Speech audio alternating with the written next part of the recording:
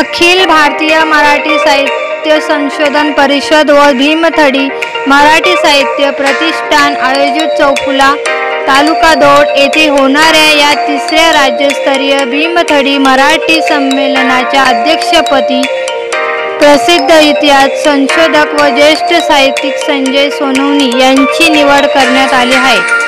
संमेलनाचे उद्घाटन ज्येष्ठ पत्रकार निखिल वागळे यांच्या हस्ते होणार अशी माहिती संमेलनाचे मुख्य प्रवर्तक ज्येष्ठ साहित्यिक दशरथ यादव यांनी दिली।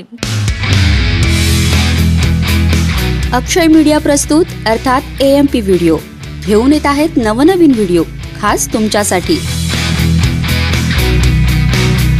यात आपल्याला प्रेमकथा, कविता, यश, निवड आणि विविध घडामोडींचा मागोवा पाहायला मिळेल।